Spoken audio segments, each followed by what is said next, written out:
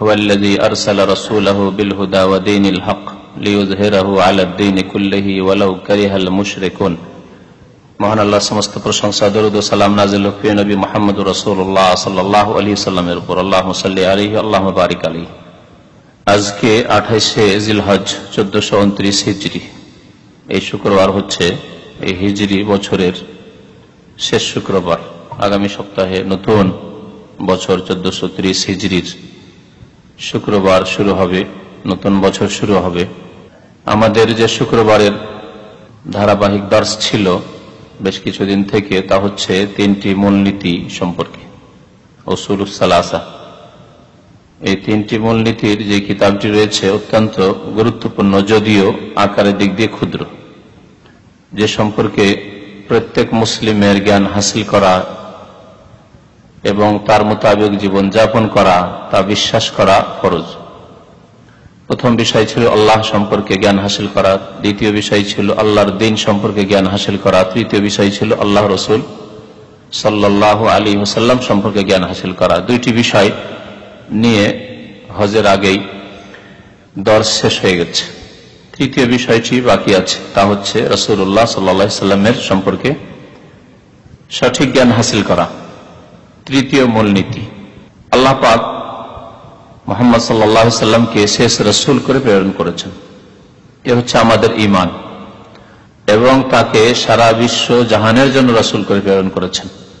কালো সাদা যত রকমের লোক আছে, যত ভাষাভাষী লোক আছে, এমনকি মানুষ ছাড়া জিনের জন্য তাকে রাসূল করে প্রেরণ করেছেন আল্লাহ পাক রব্বুল আলামিন।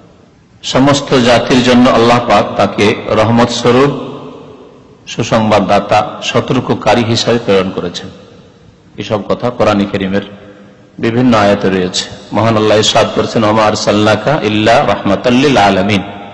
হে নবী, আপনাকে প্রেরণ করেছি সারা বিশ্ব জাহানের জন্য রহমত স্বরূপ, করুণা স্বরূপ, বিশ্ব জাহানের রহমত।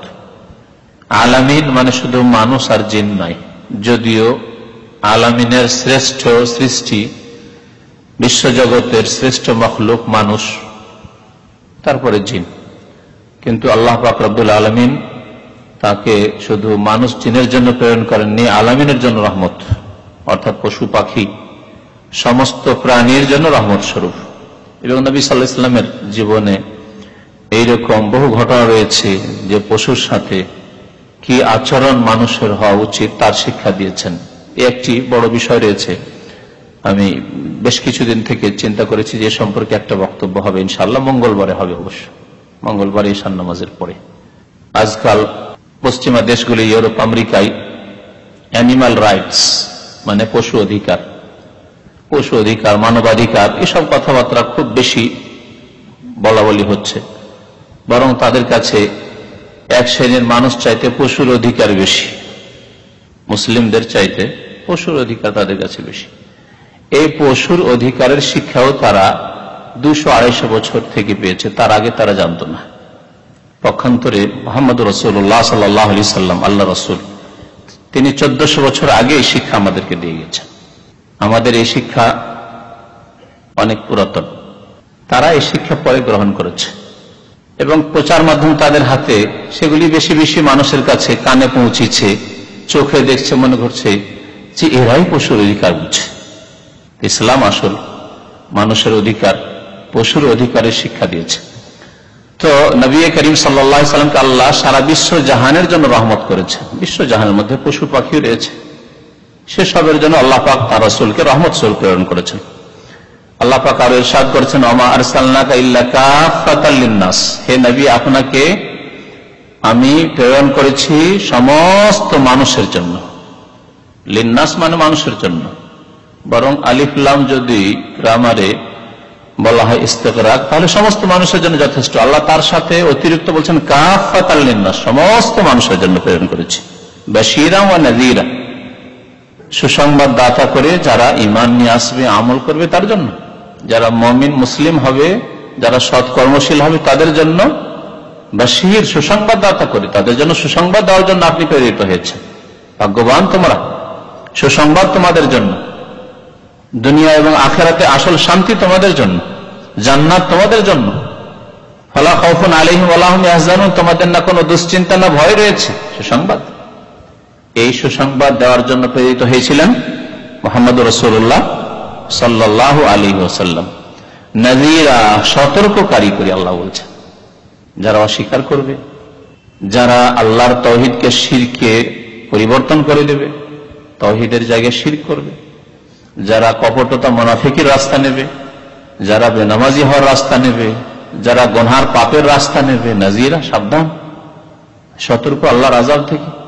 দুনিয়ার আযাব তোমাদের প্রতীক্ষা রয়েছে, মওতের পরের আযাব তোমাদের প্রতীক্ষা রয়েছে, কবরে তোমাদের জন্য আযাব রয়েছে, শাস্তি রয়েছে, আখিরাতে পরকালে জাহান্নামে তোমাদের জন্য আযাব রয়েছে। নাযীরা। তো নবী করিম সাল্লাল্লাহু আলাইহি ওয়াসাল্লাম সারা বিশ্ব জাহানের জন্য প্রেরিত হয়েছেন। আরো আল্লাহ পাক ইরশাদ করেছেন, ইয়া আইয়ুহান নাস ইন্নী রাসূলুল্লাহি ইলাইকুম জামিআ, হে মানব সকল, হে মানব সকল, হে ইহুদি, হে খ্রিস্টান, হে হিন্দু, হে জৈন, হে বৌদ্ধ, হে শিখ, হে মুসলিম, ইয়া আইয়ুহান নাস, হে মানব সকল, ইন্নী রাসূলুল্লাহ, নিশ্চয় আমি আল্লাহর রাসূল, ইলাইকুম জামিআ, তোমাদের সবার জন্য, তোমাদের সবার জন্য। তো নবী করিম সাল্লাল্লাহু আলাইহি ওয়াসাল্লামের রিসালাত হচ্ছে সারা বিশ্ব জাহানের জন্য, সমস্ত মানুষের জন্য, জিন্নাতের জন্য। সেই নবী সাল্লাল্লাহু আলাইহি ওয়াসাল্লাম সম্পর্কে জ্ঞান হাসিল করা একটি বড় ইবাদত। এই ইলম হাসিল করা ফরজ।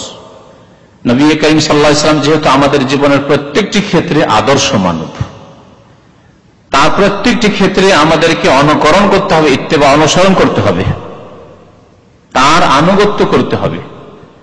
রাসূলুল্লাহ সাল্লাল্লাহু আলাইহি ওয়াসাল্লামের আনুগত্য করলে আল্লাহর আনুগত্য হয়। মান ইউতি'র রাসূলা ফাকাদ আতা আল্লাহ, যে ব্যক্তি রাসূলের আনুগত্য করলো, রাসূলুল্লাহ সাল্লাল্লাহু আলাইহি ওয়াসাল্লামের আদর্শ মোতাবেক জীবন যাপন করলো, তাকে মেনে চললো, সে যেন আল্লাহকে মানল, সে আল্লাহরই আনুগত্য করলো। তো নবী করিম সাল্লাল্লাহু আলাইহি ওয়াসাল্লাম সম্পর্কে জ্ঞান হাসিল করা এটি হচ্ছে তৃতীয় মূলনীতি। সেই সম্পর্কে লেখক কি বলেছেন তা শুনুন। তার সংক্ষিপ্ত জীবনী সম্পর্কে, তার বংশ পরিচয় সম্পর্কে, তার জন্ম কোথায়, এসব সম্পর্কে সংক্ষেপে যে কথাগুলি লেখক বলেছেন তারই আমি ব্যাখ্যা করব আপনাদের সামনে। বলছেন, আল আসলুস সালিস, তৃতীয় মূলনীতি। আসল মানে হচ্ছে মূলনীতি, আসল। আজকাল ধার্মিক লোকদেরকে কাফেরেরা, ইসলাম দ্রোহী শত্রুরা, মুনাফিকরা, মুসলিম সমাজে যারা মুনাফিক, বেদিন, ধর্ম নিরপেক্ষতায় বিশ্বাসী, এই কুফরি মতবাদে বিশ্বাসী মুনাফিক মুসলমানগুলি বলে মৌলবাদী। আর মৌলবাদী, ধার্মিক লোকদেরকে মৌলবাদী বলে। আর যারা দ্বীনে বিশ্বাসী, ইসলামে বিশ্বাসী এবং ইসলামের প্রতি আমলকারী, তাদেরকে তারা মৌলবাদী বলে এবং এই পথকে তারা মৌলবাদ বলে। মূল শব্দই মানে হচ্ছে আসল। আমাদের কাছে আসল আছে, আর এরা সব জাল, মুনাফিক, কাফের, মুশরিক, আল্লাহদ্রোহী, বেদিন, যারা দ্বীনের শিক্ষা থেকে দূরে, দ্বীনের প্রতি আমল করা থেকে দূরে, তারা হচ্ছে নকল। তো আসল মানে হচ্ছে মূল। মৌলবাদী বলে বাঙালি মুনাফিকরা, আর বাঙালি ইসলামের শত্রুরা, আর যারা আরব ভাষী ইসলামের শত্রু তারা এদেরকে বলে ওসুলি, আসল থেকে। তো আসল মানে হচ্ছে মূল, আসলে ওসুলি থেকে ওরা শিখেছে এই মৌলবাদ। তো মৌলবাদ আমাদের জন্য এটি প্রশংসার শব্দ।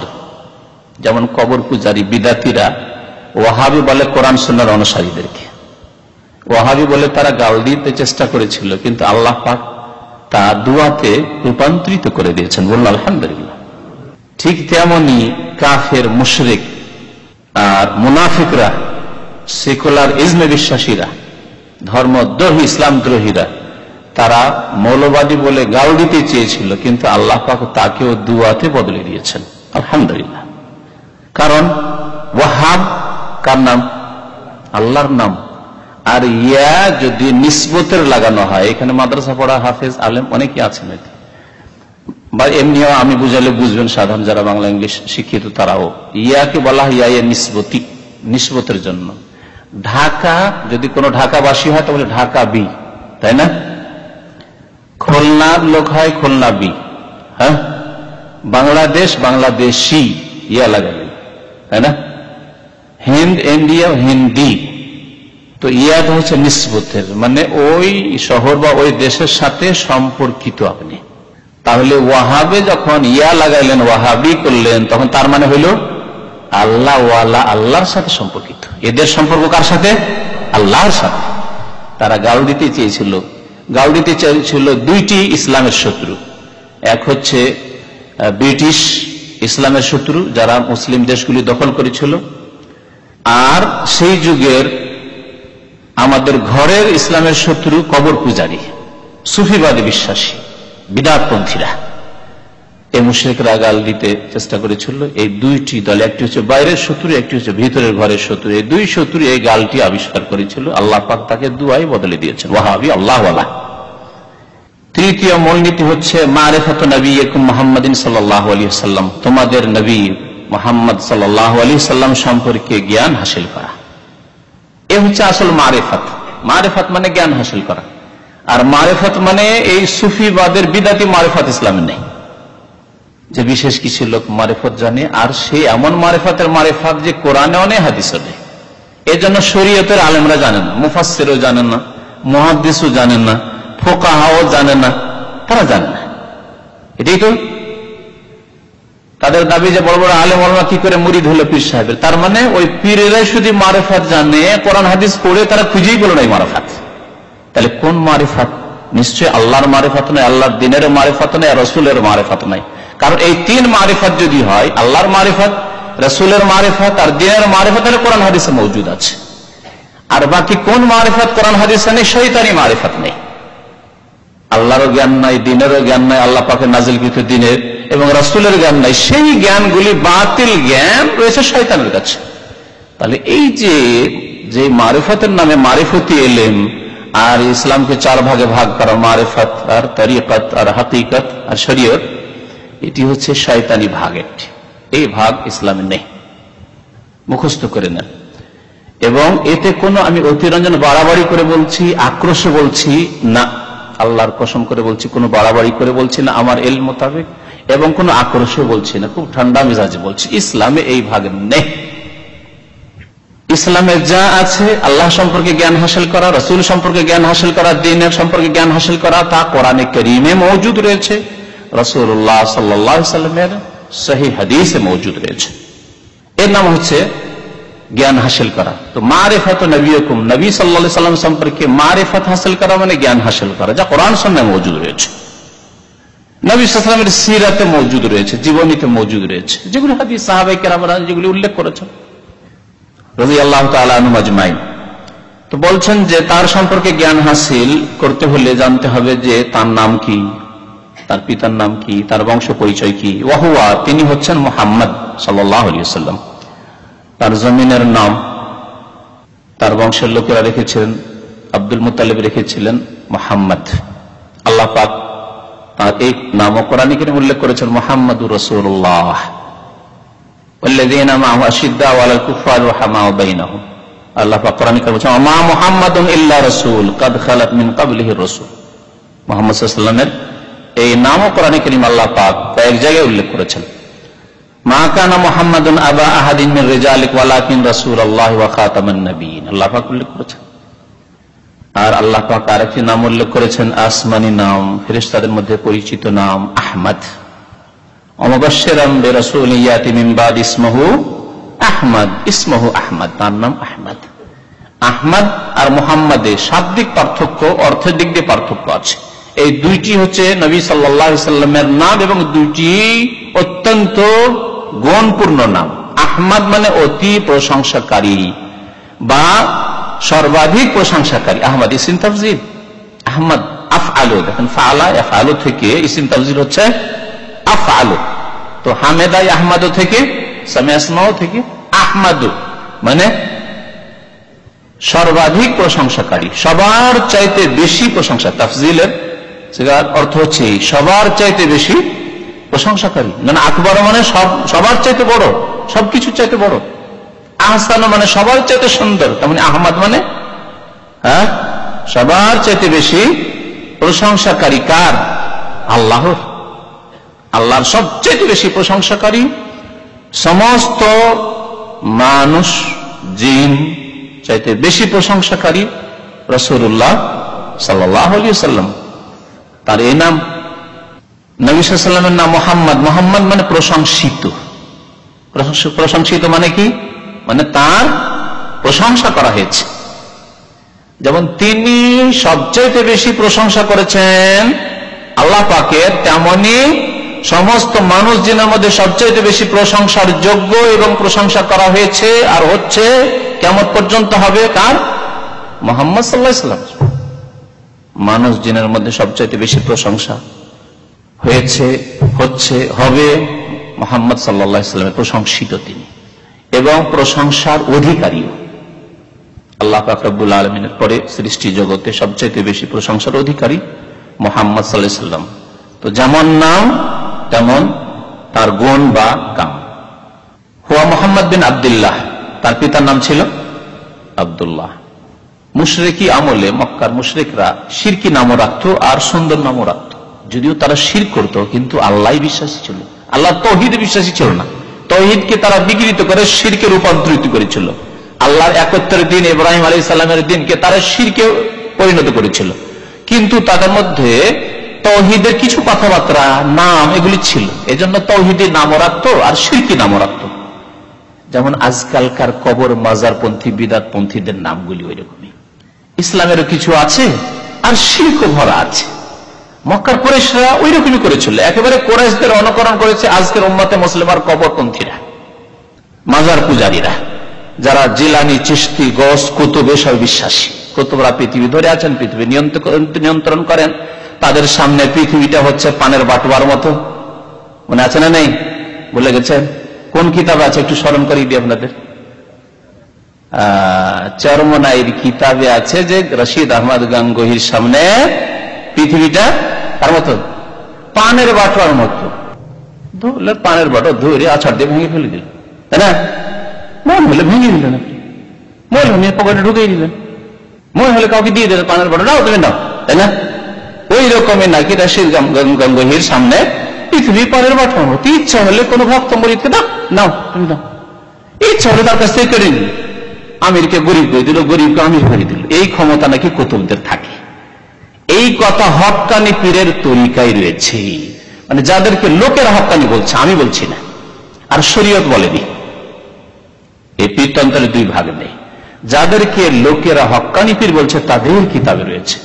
যদি কোন পাতায় রয়েছে জানতে হয় তো সেটার জন্য চরমনাইয়ের ওপরে 6টা বক্তব্য আছে, 9.5 ঘন্টা, সেটা শুনে দেবেন, তাতে আছে আমার বক্তব্য। আর কিতাব তো বলেই দেওয়া হইল, আশেক মাসুক আর ভেদে মারিফাত, এই কিতাবগুলি পড়লে এসব তথ্য পেয়ে যাবেন। গুপ্তধন পেয়ে যাবেন, সব গুপ্তধন, শিরক বিদআতের গুপ্তধন। গুপ্তধন লুকিয়ে রেখে মানুষকে মরণের ওয়াজ করা আর কাঁদানোর, চোখের পানি ফেলা আর জিকির করানো কোনো ফায়দা হবে না। আর্টিফিশিয়াল গাছের মত দেখছেন আজকাল দোকান পাওয়া যাচ্ছে, বিভিন্ন দোকানে কত সুন্দর সুন্দর গাছ মনে হচ্ছে, কিন্তু গাছ নাই আসলে। হ্যাঁ, কত সুন্দর ফুল ফুটে আছে মনে হচ্ছে, কিন্তু আসলে কিছু শিকড় নেই, জমিন থেকে রস টানে না, হ্যাঁ, বাড়েও না, ওই যে অবস্থায় তৈরি করা হচ্ছে ওই অবস্থায় আছে। এইরকমই অবস্থা। এইসব জিকির আজকার আর মরণ স্মরণ করা আর মরণের ওয়াজ করা আর কাঁদিয়ে দেওয়া, বাবারে মরতে হবে, কেমন করে জবাব দিই বাবারে। অবশ্যই প্রশংসনীয় বিষয় যে কাঁদেন মরণকে স্মরণ করে, কিন্তু শেকড় ঠিক থেকে, তাওহীদ ঠিক থেকে, সুন্নাত ঠিক থেকে, শিরক কুফরি করে নাই। তো মক্কার মুশরিকরা আব্দুল্লাহ নামও রাখতো। আব্দুল মুত্তালিব নিজের ছেলের নাম কি রাখছে? আব্দুল্লাহ। আবার আব্দুল উজ্জাও রাখত, আব্দে ইয়াগুসও রাখত। জাহেলি যুগের ইতিহাস বলে দেন আব্দে ইয়াগুস, ইয়াগুস নূহ আলাইহিস সালামের যুগের ওই মূর্তি।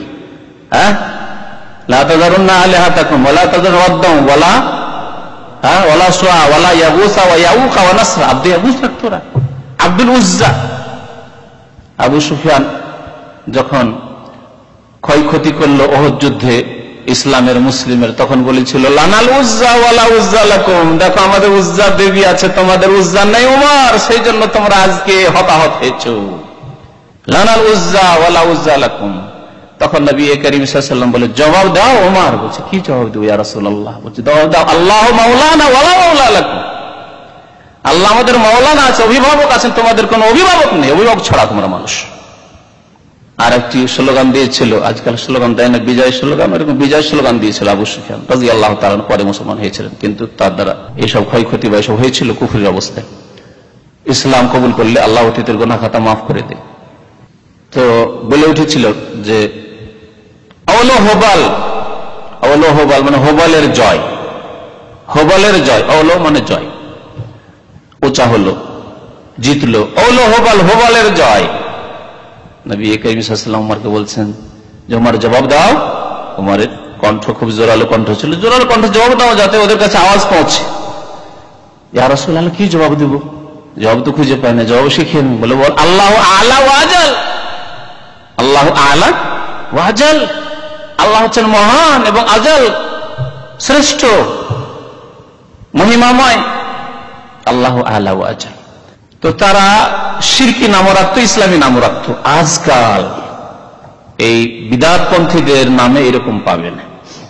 একটি মাদ্রাসা আছে দিল্লিতে, আমি যখন সৌদি আরব আসছিলাম তখন ওখানে দেখি যে কিছু এলাকার ছাত্র, কিছুদিন শিক্ষকতা দেশে করেছি, তো বেশ কিছু ছাত্র, আমার ছাত্র ওই মাদ্রাসায় পড়ছে, দেওবন্দি মাদ্রাসা, দেওবন্দের শাখা।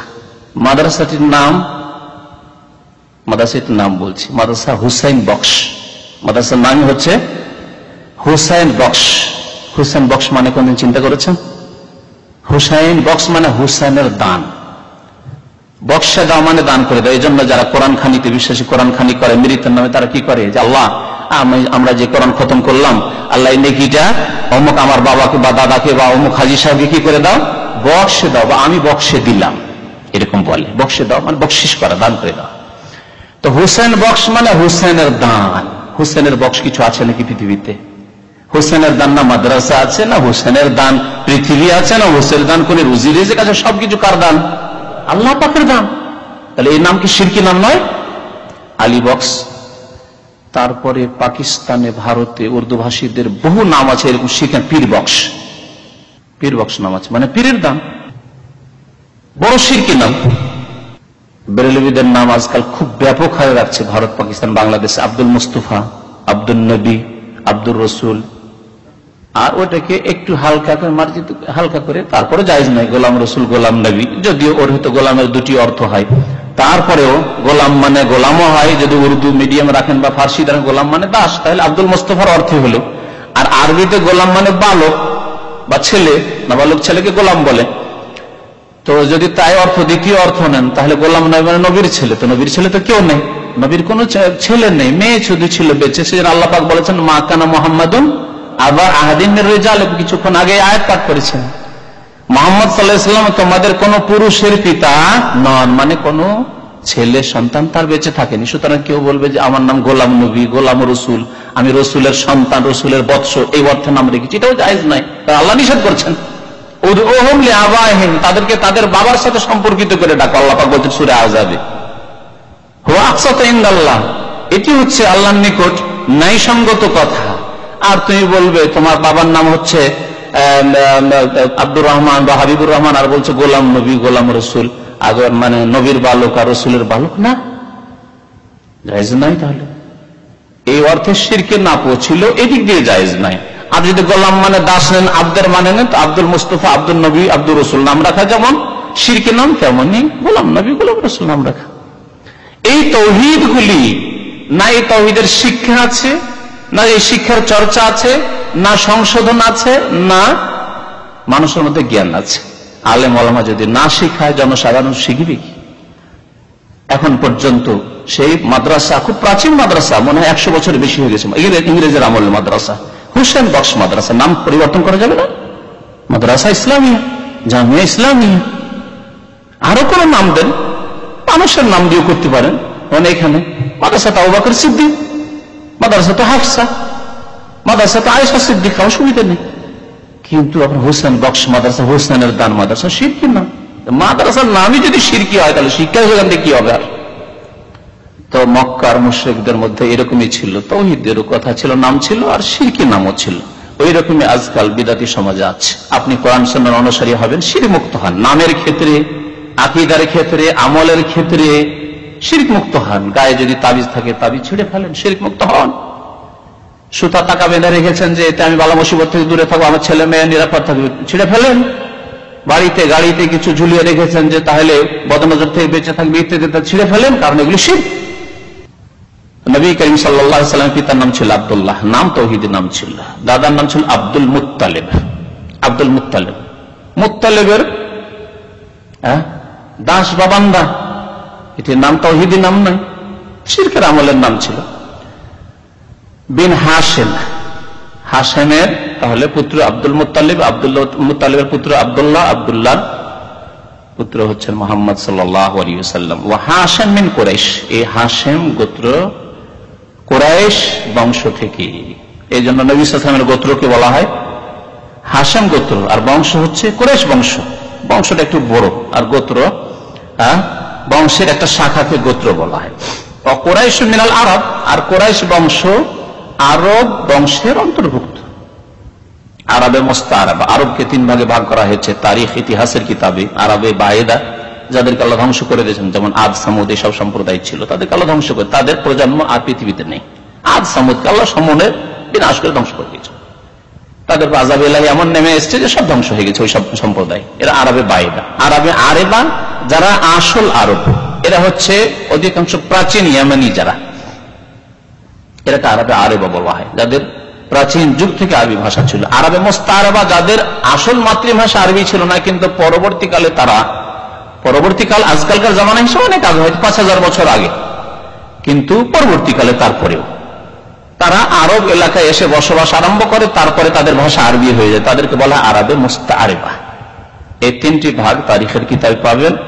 আর এটা বিস্তারিত এর উপর বড় বড় বই লেখা হয়েছে যে মুস্তাআরাবা কারা, মুস্তাআরাবা গোত্রের অন্তর্ভুক্ত কোন কোন এলাকার লোকেরা, কোন বংশগুলি, আর আরেবা লক্ষণগুলি। মুস্তাআরাবার অন্তর্ভুক্ত নবী করিম সাল্লাল্লাহু আলাইহি ওয়াসাল্লাম, কারণ নবী সাল্লাল্লাহু আলাইহি ওয়াসাল্লাম ইব্রাহিম আলাইহিস সালামের বংশের। ইব্রাহিম আলাইহিস সালামের আসল বাড়ি কোথায় ছিল? ইরাকে। আর ইরাকের ভাষা তখন আরবি ছিল না, ইরাকের ভাষা তো আরবি হলো উমর রাদিয়াল্লাহু তাআলা আনহু যখন ফতহ করলেন, ইরাক জয় করলেন, ইরাকে বাসরা কুফা শহর কায়েম হলো, তখন ইমাম আবু হানিফা রাহমাতুল্লাহ আলাইহির যুগে পর্যন্ত কুফায় ইমাম আবু হানিফা রাহমাতুল্লাহর মাতৃভাষা কি ছিল? ফারসি ভাষা ছিল।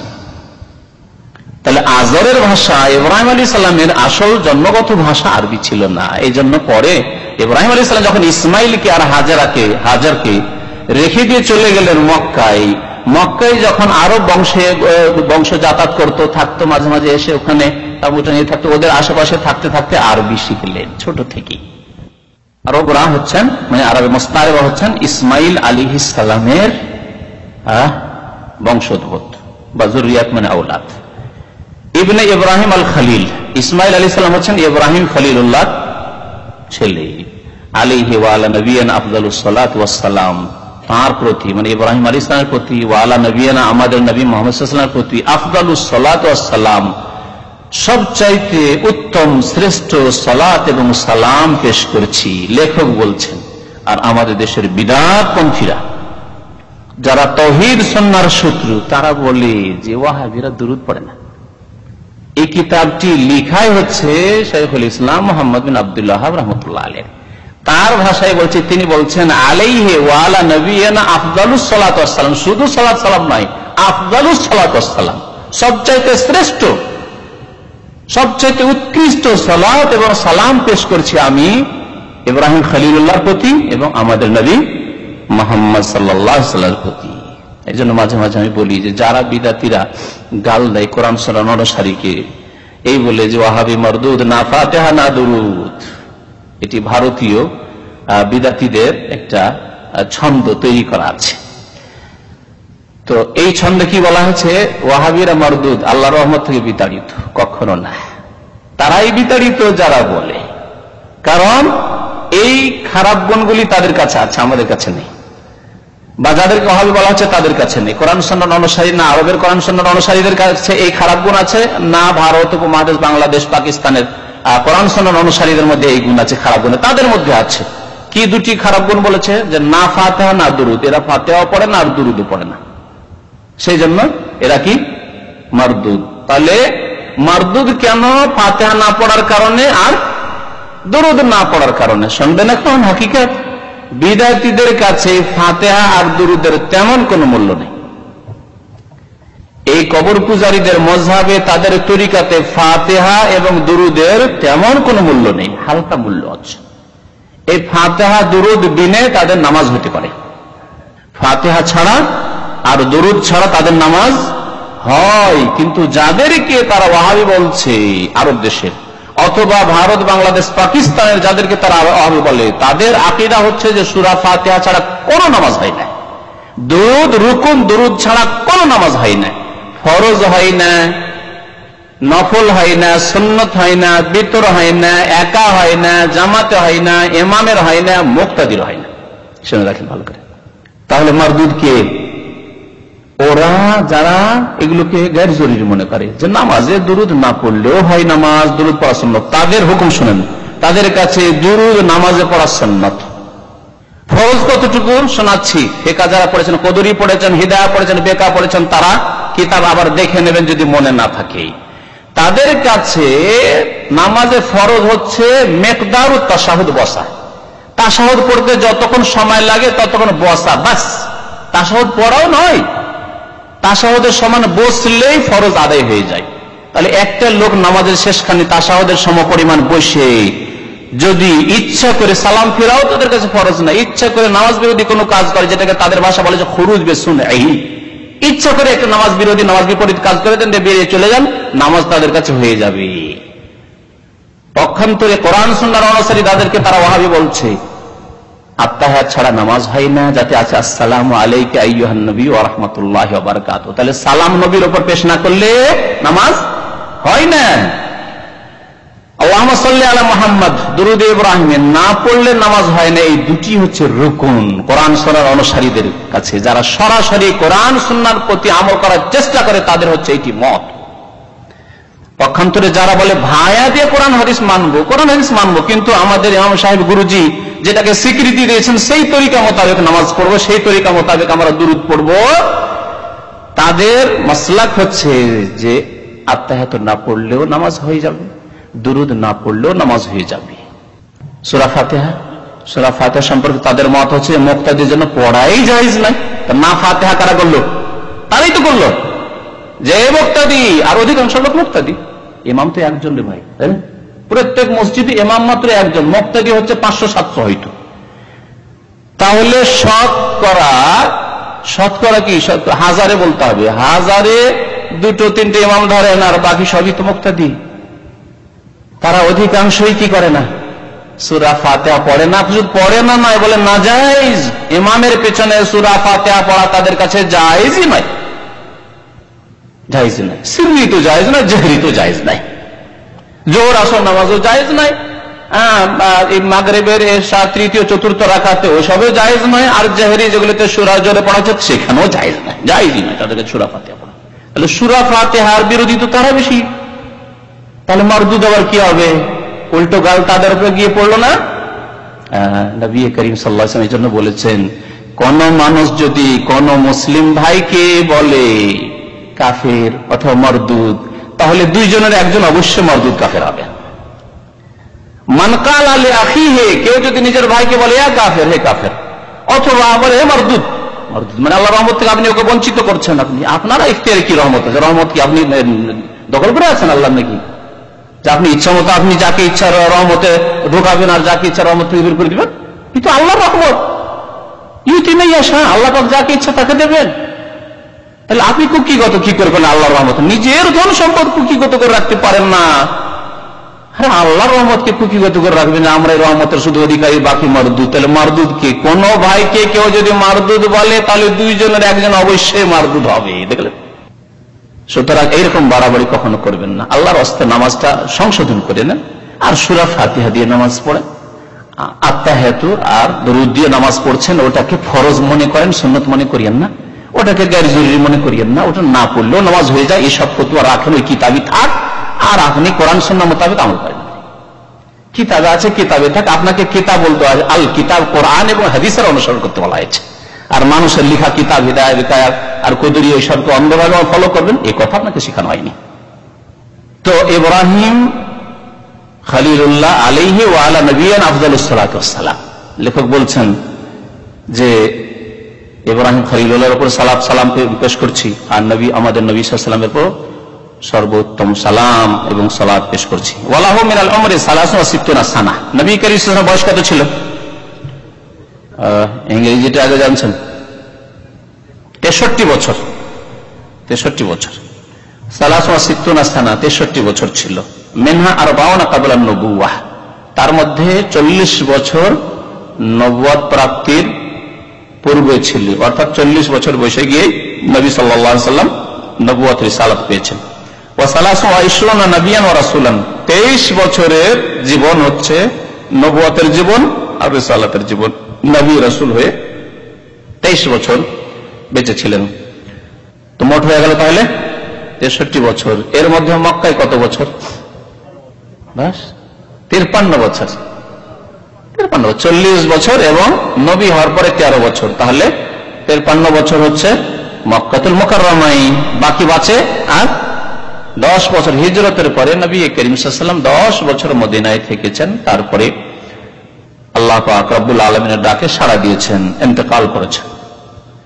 বিদাতীরা কতগুলি ভাষা বলে, মাঝে মাঝে আমরাও বলি, কিন্তু তার সাথে সহি আকীদা স্পষ্ট করার জন্য ইন্তেকাল করেছেন, ওয়াফাত পেয়েছেন বলে দিচ্ছি। কারণ বিদাতীরা বলে আল্লাহর ডাকে সাড়া দিয়েছেন, আমিও বললাম।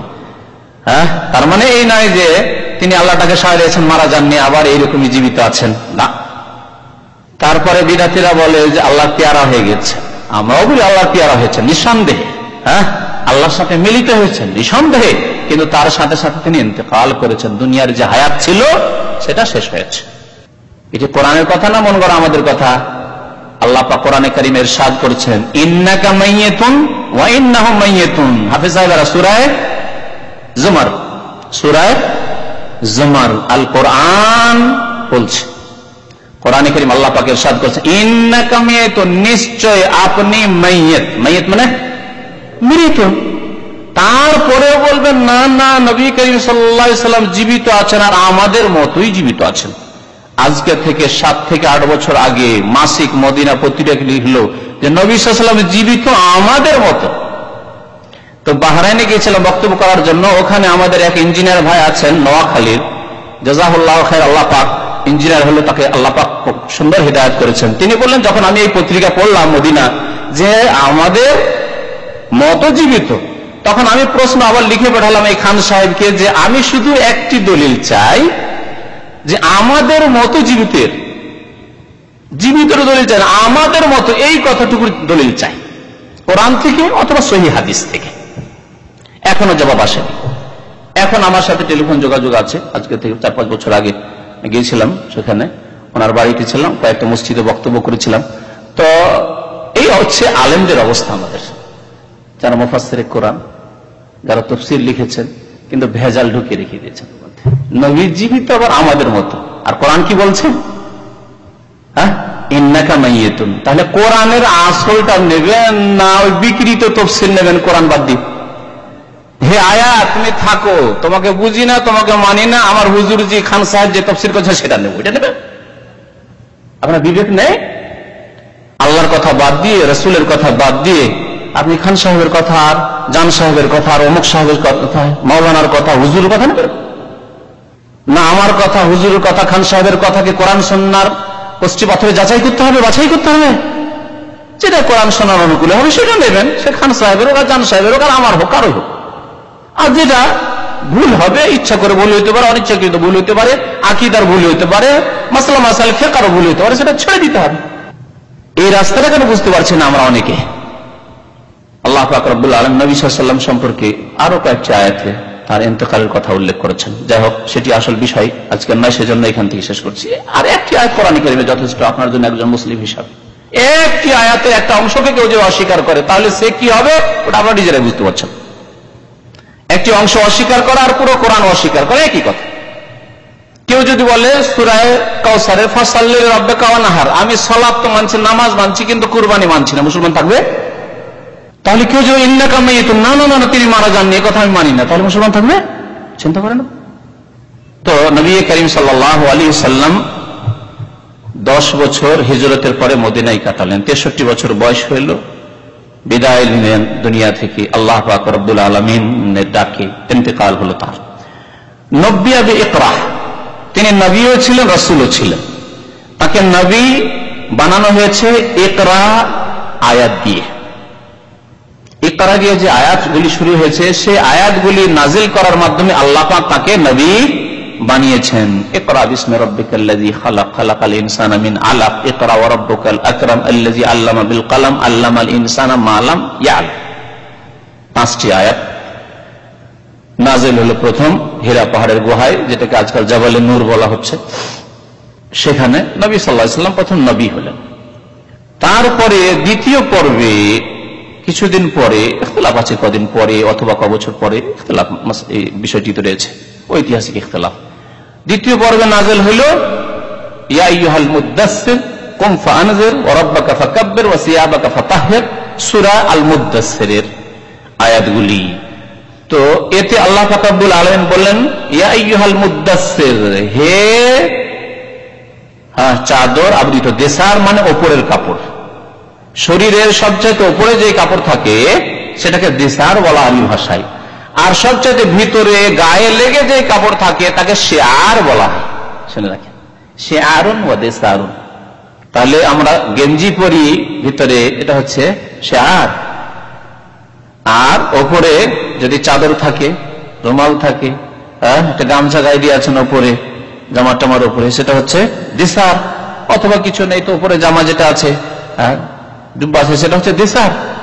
তো ইয়া আইয়ুহাল মুদ্দাসসির মানে হে চাদর আবৃত বা হে বস্ত্র আচ্ছাদিত। কি আপনি দাঁড়ান, আর শুয়ে থাকবেন না, চলেন উঠেন, চিন্তিত হবেন না, দুশ্চিন্তা করবেন না, পিছপা হবেন না, কি হবে, কি করে বলবো এই কথা। সবাই এইসব দেবী দেবতার পূজা করে, 360টি মূর্তি কাবা ঘরে, কাবার চারিদিকে, আর বলবো লা ইলাহা ইল্লাল্লাহ, আল্লাহ ছাড়া কেউ মাবুদ নেই, বলবো কি করে? সাহস দাঁড়াইতে হবে, এখন সাহস করতে হবে। ফাআনজির, এখন সাবধান করেন, সতর্ক করেন মুশরিকদেরকে যে ছাড়াই সব, নাহলে সর্বনাশ তোমাদের দুনিয়া আখিরাত। তোমরা দুনিয়ায় মুশরিক, কাফের, আল্লাহর শত্রু, মাগযুব আলাইহিম, অভিশপ্ত, এবং আল্লাহর আযাব তোমাদের ইন্তজারে প্রতীক্ষায় রয়েছে, সুতরাং চিরকাল জাহান্নামে থাকবে। খবরদার। কুম ফাআনজির ওয়া রাব্বাকা ফাকাব্বির, আর আপনার রবের আপনি কি করুন? তাকবীর পাঠ করুন, অর্থাৎ মহিমা বর্ণনা করুন। ওয়া সিয়াবাকা ফাতাহহির, আপনার কাপড়কে পাক পবিত্র রাখুন। এর মানে এই নয় যে কাপড় পাক পবিত্র নেই, কাপড় পাক পবিত্র থাকলেও সতর্কতা আমরা করি না, সতর্কতার বাণী আমরা বলি না, অবশ্যই ছেলে মেয়েদেরকে শেখাচ্ছেন, অথচ কাপড় হয়তো পাক আছে।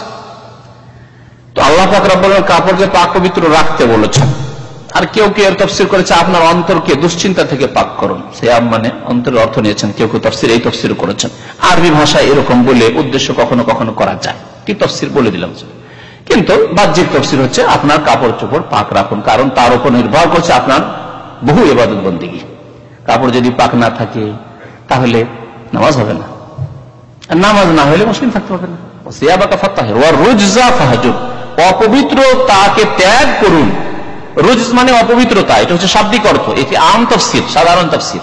আর কেউ কেউ খাস তাফসীর কথা, রুজ অপবিত্রতা, সবচাইতে বড় অপবিত্রতা হচ্ছে প্রতিমা, পুতুল পূজা, শিরক, কবর মাজার পূজা, আল্লাহ ছাড়া অন্যকে সিজদা করা, আল্লাহ ছাড়া অন্যকে আহ্বান করা হচ্ছে সবচাইতে বড় নাপাকি।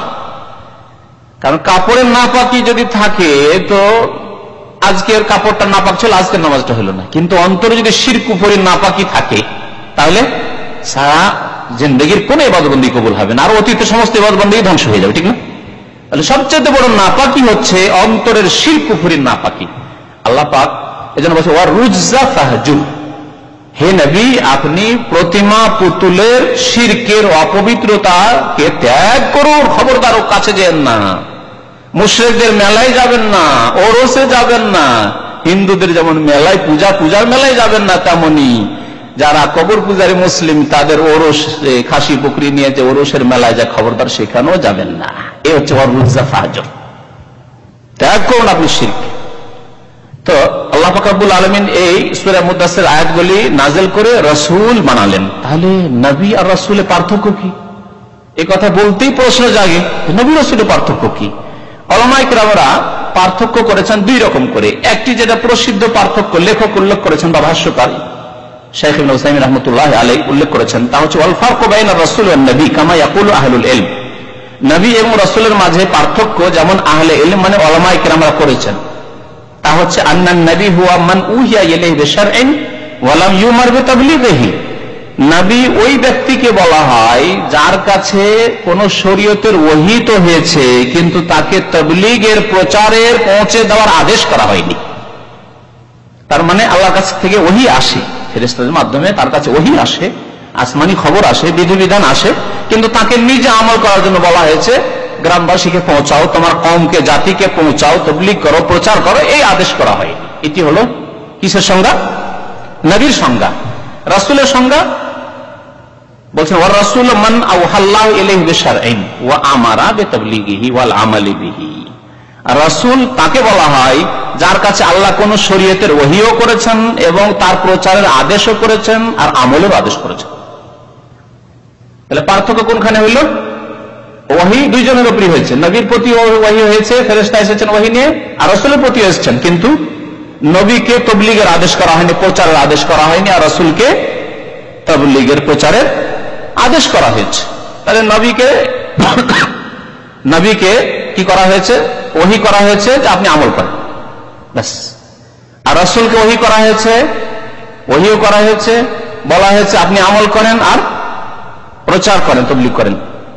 বল্লিগ মা উনজিলা ইলাইক, আল্লাহ পাক যেমন কোরআনে কারীম নবী সাল্লাল্লাহু আলাইহি ওয়াসাল্লামকে সম্বোধন করে বলছেন, হে নবী, যা আপনার উপর নাযিল হচ্ছে তা আপনি মানুষের কাছে পৌঁছিয়ে দেন। ওয়া ইন লাম তাফআল ফামা বাল্লাগতা রিসালাতা, আপনি যদি এরকম কাজ না করেন, না পৌঁছান, তাহলে আপনি আল্লাহর রিসালাত পয়গামকে পৌঁছালেন না, জবাবদিহি করতে হবে। আল্লাহ পাক শাসন করছেন, সতর্ক করছেন। তাহলে তাবলীগের দায়িত্ব ছিল রাসূলদের। এইটি হচ্ছে এক ধরনের তারিফ বা সংজ্ঞা, আর নবী রাসূলের পার্থক্য। সংজ্ঞা হয়ে গেল, তার সাথে পার্থক্য তাবলীগ করা আর না করার পার্থক্য। কিন্তু অনেক গবেষক ওলামারা বলেছেন, এবং আমিও বলছি যে দ্বিতীয় যে সংজ্ঞা পার্থক্য বলবো সেটা বেশি ঠিক। কারণ এটা কেমন লাগে, আজকে আমরা দাওয়াত তাবলীগের কাজ করছি, প্রত্যেক মুসলিমকে যা জানেন তা পৌঁছাতে বলা হয়েছে। বল্লিগু আন্নী ওয়ালাউ আয়া, যদি একটি আয়াতও জানা থাকে, একটি হাদিসও জানা থাকে, আয়া মানে এখানে বিধান, শরীয়তি বিধান, আয়াত মানে শুধু আয়াত নয়। হাদিস জানেন আর পৌঁছাবেন না? হ্যাঁ, টাকার নিচে কাপড় গেলে জাহান্নামে যাবে, হাদিসটা পৌঁছাবেন না নাকি? হ্যাঁ, হাদিস আর সূরা ফাতিহা ছাড়া নামাজ হয় না, হাদিসটা পৌঁছাবেন না? তাহলে আয়া মানে এখানে হুকুম, শরীয়তের বিধান।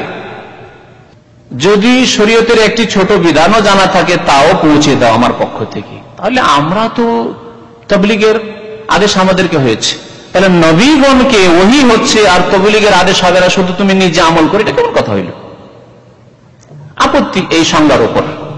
নবী রাসূলের যে প্রথম সংজ্ঞা বর্ণনা করা হলো, তাহলে সঠিক সংজ্ঞা কি হতে পারে শুনেন। আর এক রকমের সংজ্ঞা নবী রাসূলের, এখানে যদিও লেখক বা ভাষ্যকার উল্লেখ করেননি কিতাব সংক্ষেপে যার ফলে, কিন্তু অন্যান্য কিতাবে এই সংজ্ঞাগুলি উল্লেখ করা হয়েছে, এমন না যে নিজের পক্ষ থেকে বলছে।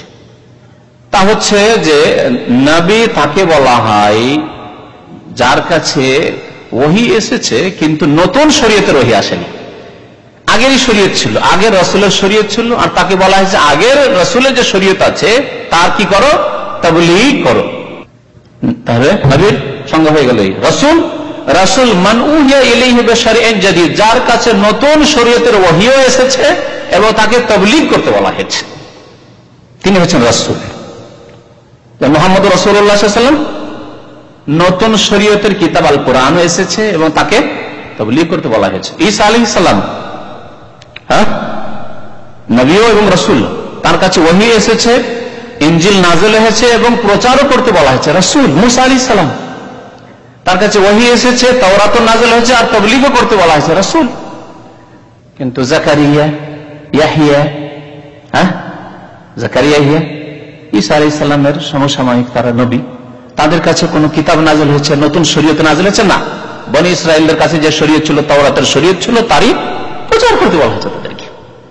তাদের কাছে ওহী আসতো, তাদেরকে ওহীর মাধ্যমে তাদেরকে নবী করা হয়েছে।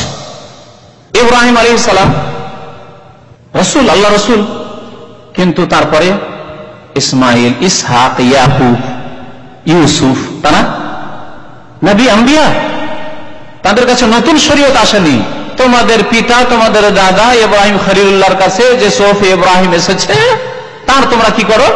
তাবলীগ করো। তাহলে নবী রাসূলের সংজ্ঞা দ্বারা বোঝা গেল যেই সংজ্ঞায় করেন এটা বেশি ভালো। অবশ্য এই সংজ্ঞা যেই সংজ্ঞায় করেন নবী রাসূলের মাঝে আম খাসের পার্থক্য আছে। আম খাসের পার্থক্যের অর্থ হচ্ছে যে প্রত্যেক রাসূল তাহলে নবী, কিন্তু প্রত্যেক নবী রাসূল নন। কারণ নবী কাকে বলা হলো? যার কাছে ওহী এসেছে আর তাবলীগ করতে বলা হয়েছে, নতুন শরীয়ত আসেনি। আর রাসূল যার কাছে ওহী এসেছে, নতুন শরীয়ত এসেছে আর তাবলীগ করতে বলা হয়েছে। তাহলে রাসূলের তারিফে ওহী আসা আছে, নবীর মধ্যে যে গুণ ছিল সেটাও আছে আর অতিরিক্ত আছে, নতুন শরীয়তে এসেছে আর তাবলীগ করতে বলা হয়েছে। তাহলে রাসূলগণকে কি বলবো? নবীও বলবো।